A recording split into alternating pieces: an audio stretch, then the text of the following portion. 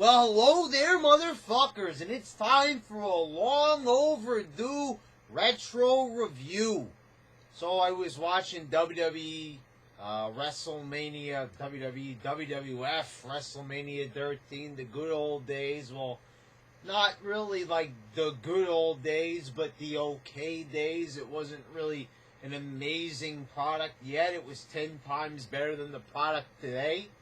But they still weren't at the Attitude Era. They were coming at their super shitty 1995 days. They still had to recover from all that shittiness. WrestleMania 13, many people like to mark. It's kind of where the Attitude Era started to brew. Not where it officially started, but it started to brew. I don't really consider the Attitude Era to be kicked off. I'll say the Attitude Era kind of started when DX was formed. That's kind of where I like to think that it kind of formed. And it sort of ended around the time when the Alliance disbanded after Survivor Series. Around that time, I like to say that's sort of like where the Attitude Era ended, in a way.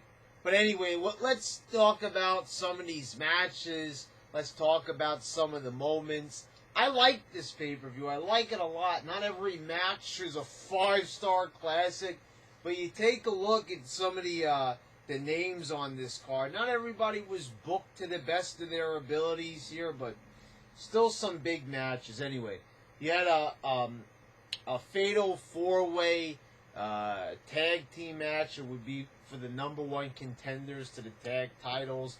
I think that's the reason why they're having this match. They didn't exactly make that super clear. But anyway, the Headbangers beat the New Blackjacks, the Godwins, and Furnace and LaFawn. This really showed that the tag division was pretty light, to say the very least. It didn't have a lot of character to it yet. Their tag division wouldn't really start to get on point until 1999, when they started having Edge and Christian, the Hardy Boys. Not to say they didn't have a couple of teams here that were okay. The Headbangers were an okay team. Not a bad team, but they never really hit it off with the crowd or the audience like at any point in their careers. They never really capitalized on the metalhead phase. And, you know, I think it would be a little bit cooler if they made them into more metalheads than just like bald heads and skirts. Like, I never really got that. And then they were like dressing them up like in, you know, weird lingerie-like outfits later on. Like, I don't think they ever really got the point of what it meant for them to be metalheads. You know, they talk about like their character, and it never really seemed to really look like metalheads that much. They would talk about Marilyn Manson, the music they would listen to. But it's like, you know, I go to a lot of metal shows, as, you know, a lot of people know who are faithful to this channel. I go to a lot of shows. It's my favorite genre of music. So if you're going to call somebody a metalhead, and this is how you're going to portray the character, that's not the way I want to see it. And also, the Blackjacks. I like how they make a big deal out of the Blackjacks in the beginning, and then they just get counted out. Furnace and LaFawn, they kind of remind me of, you know, what's Jason Jordan, that new, I can't even remember the name of the fucking team that's on SmackDown. The tag champs at the moment. That's who they kind of remind me of. If these guys were like on SmackDown today, I think a lot of people would be like marking out over them pretty much. You know, they're like these plain guys, and I even saw for years and years, people would write wrestling columns and they would do these retro reviews. They'd say that, you know, Furnace and LaFawn, they were like, they were in ECW for a short time. They would say, oh, one underappreciated tag team, they should have did more with these guys. These guys had no charisma. I love how, like, people go back and like, oh, they should have did something with this guy, or they should have did something with that guy. It's like, for example, during the Attitude Era, I like William Regal, for example.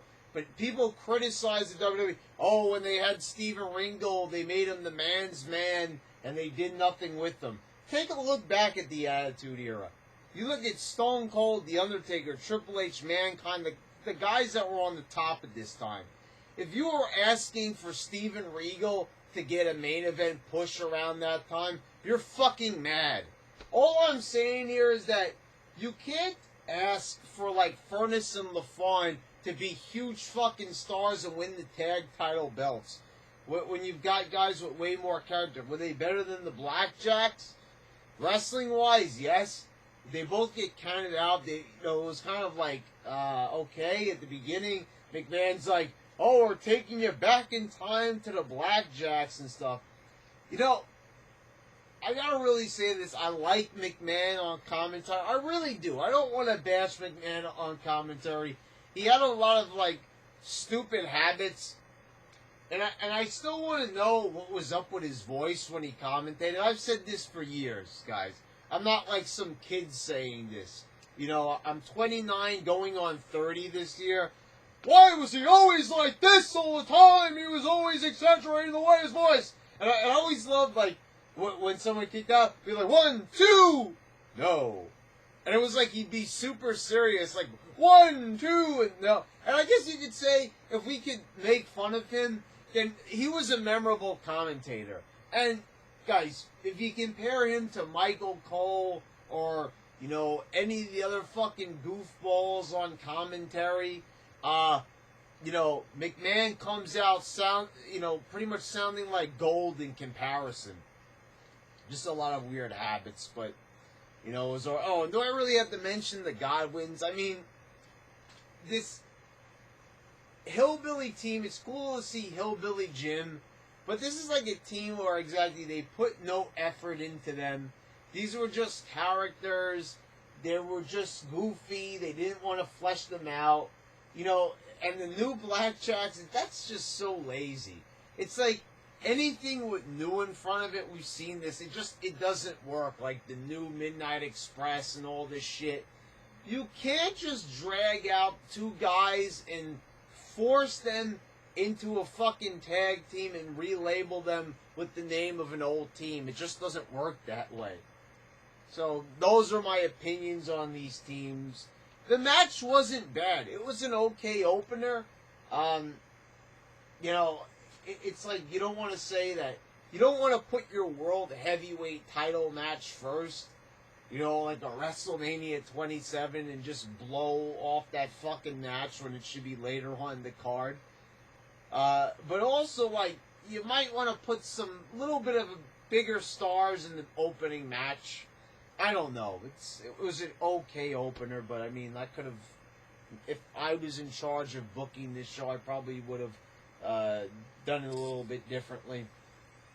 Rocky Maivia beat the Sultan to retain the IC title. The match wasn't bad. It was just fun seeing the Iron Sheik out there and shit. And it was a pretty decent match. I can't really say I was bored with it. Like I said, this match was more enjoyable with the Sheik's antics, just seeing him there. At the end, you had Rocky Johnson, The Rock's dad, come out. They beat up Iron Sheik and the Sultan. It was a pretty cool moment. It's a moment that's not really mentioned a lot for some reason. I guess it was because it was against the Sultan, who is Rikishi, by the way. And like I said, it wasn't a bad IC title match. It was good. It's really funny, like, looking at The Rock and seeing what he would become later on. This is the pre-Nation Rock. This is face Rock, the Rock that wasn't really over. This moment got a pretty decent reaction. It wasn't like that many people really cared about it. They weren't really into The Rock that much as of yet. But that's like well documented already. We all know that The Rock was like hated on until he actually became The Rock. You know, Rocky Maivia.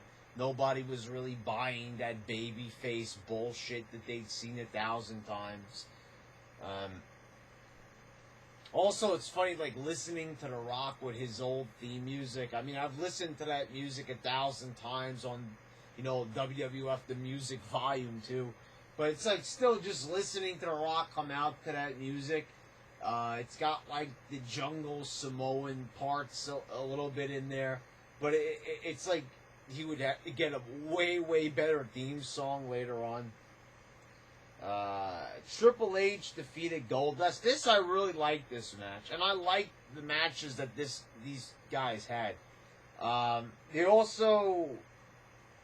had another match on another pay-per-view too that was pretty good. I like the way how these guys meshed. You know, good match between them. Seeing Chyna like shake Marlena violently with the fucking bear hug, Terry Runnels, was pretty awesome. A lot of the jokes that the King was making, you know, they were making fun of Chyna and everything. This is before Chyna had the fucking reconstructive jaw surgery. You know, the steroids gave her like this pointy ass fucking chin. She looked pretty manly. You know, they made her more feminine looking. It was getting a lot of jokes. You know, when I was in school at the time, when this was, you know, when Chyna was out there, people were calling her a she-male and stuff, and, you know, it was kind of hard to argue with them. She didn't look as manly as Nicole Bass, but still. It was a good match, though. Liked it. Good counters at the end with the finishers. Owen Hart and the Bulldog defeated Mankind and Vader. This was decent. I don't know. I thought it could have been a little bit better, to say the least, like, considering the star power. I think it would have been a lot more interesting if these matches were separated and we had, you know, Vader versus Bulldog, or, you know, Mankind versus Owen. That would have been a lot more exciting than having this tag match. I don't know. Whenever I see, like, two big stars matched up together, you know, this is for the tag titles, but it's kind of like these guys are singles wrestlers. Pairing them up, it just kind of feels cheap. It just feels like a way of getting them on the card. You know, I don't see why they couldn't have just taken off the fucking Headbangers match and maybe had two shorter matches, you know, split these guys up, or, you know, it would have been better. They could have, like, implemented these guys in a different way, because it just, not that it was a bad match, but it just felt average. And, you know, I feel, like, uncomfortable saying that in a match with this type of star power. These are some big fucking names. I'd say all four of them are massive legends in my book. You know, some of my favorites, you know. And Vader deserved a way better spot on the card. You know, how do you go from being at SummerSlam, wrestling Shawn Michaels the previous year for the world title, and then you get stuck in a tag title match at Mania? The guy should have been in a way more high-profile match than for the fucking tag titles. Vader is not a tag champ, and don't come with the arguments that Mick Foley is the Rock and Sock connection. That was a totally different story. This did not have the same energy behind it. This just felt like, you know, the tag titles are on the line, and that's it. Nothing really else to write home about.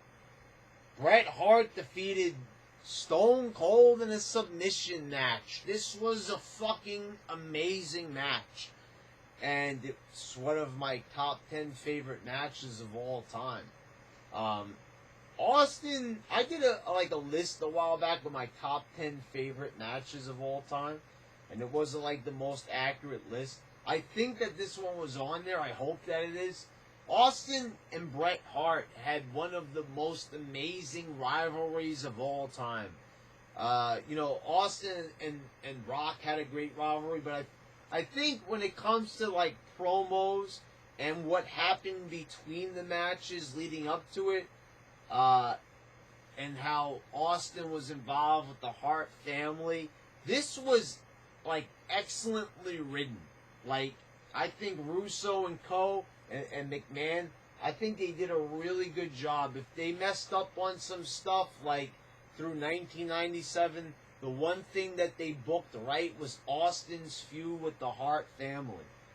I don't know if I like this match. I'll tell you what match I really do like that involves this robber, and I'd already said it in my top 10 favorite matches video that I did like 2 years ago. Canadian Stampede.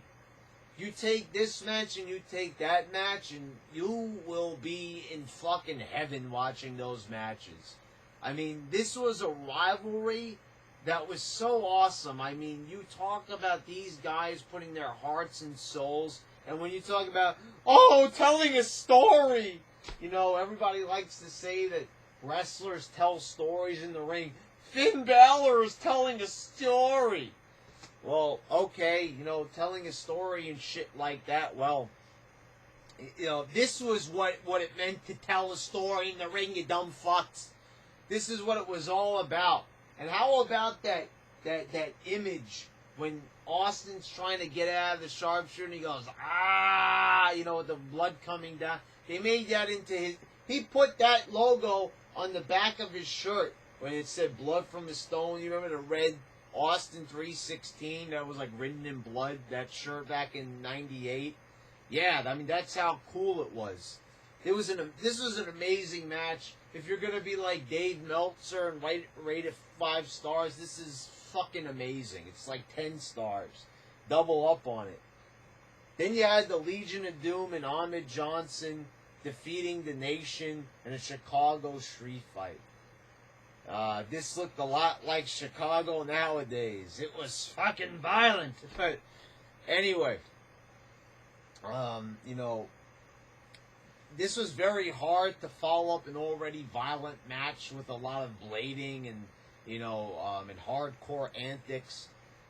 This was a lot more, you know, unchained.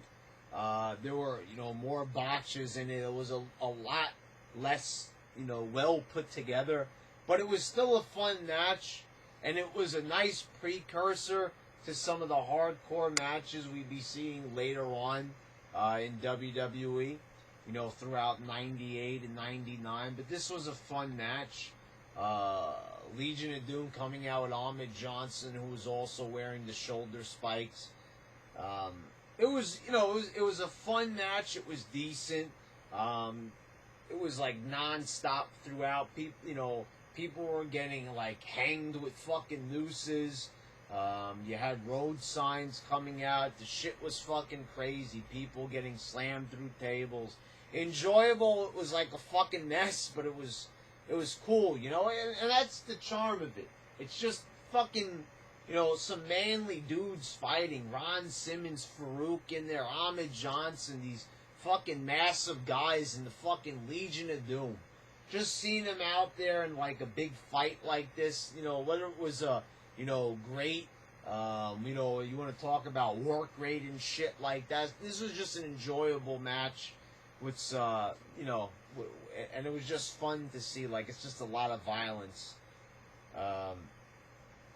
Good match, motherfuckers. And in the main event, it was Taker defeating Psycho Sid to win the world title. So you had, you know, Bret Hart coming out. He was complaining before the match, saying that he should be in the main event, that he got screwed out of the main event. Psycho Sid fucking power bombs his ass and tells him to stop whining or he's gonna kick his ass after he kicks Taker's ass. You had Bret Hart get involved at the end. This was like not a very exciting match, not a bad match, but you know, it was at a very slow pace. It was lethargic. You know, the one thing that kept this alive, like watching this, is just like, you know, that Sid had a presence. Not a very good wrestler, but he had a presence. You know, you saw this guy as like a star. You know, I don't know, when you think of big men, I don't know, I think of Sid sometimes. My mind doesn't go right to Sid. I probably think Big Show even before I think Sid. But if you ask me who do I prefer, Big Show or Sid, I'd probably say Sid, to be quite honest. I thought that, I don't know, Sid's face just looked more intimidating. I don't, I prefer him. But it was a decent match. Bret Hart, just drapes Sid's neck right across the ropes with the guillotine. It goes back into the tombstone, and Undertaker is champion once again. Overall, this was, a pretty exciting show. It was a well-paced show. The main event just kind of felt lackluster when you think about Bret Hart and Austin stealing the show. That was the problem. That match was so good, and it was so much better than anything else.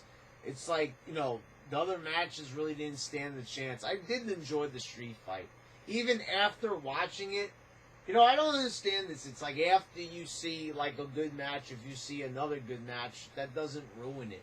How does a crowd get, like, tired from a match? I don't understand that. Oh, you worked so hard in that match, clapping and, saying, yeah! Oh, you're a really hard worker. You should probably call out of work the next day. Fuck out of here with that shit. Why can't another match be good? The street fight was good following the submission match. But, things kind of slowed down a lot. The thing that was great about the Austin Bret Hart match, and this is what I want to say towards the end. What would I give this show? It's enjoyable. So, I don't know, I'm looking at these matches. I'll give it like a 7.5 out of 10. 7.5 out of 10 to be nice. Or, it's a decent show. I didn't really hate anything on the card, so I think 7.5 is pretty decent. Could have things done better? Of course. But the thing is here, what I want to talk about is just about the pace of the Austin match and why it was good. Because it wasn't that fast. I complain about matches being at a fast pace and then not being really good or memorable. It's because maybe they need to slow it down, because all the matches they say, oh, we have to work fast, we have to do this, and we have to... There was great selling in this match. They told the story.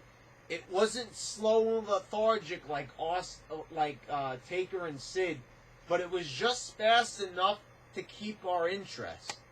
And so many big moments happened in this match that you really appreciate it, because they put it at a pace where you could just really appreciate, and you couldn't wait for the next spot to happen.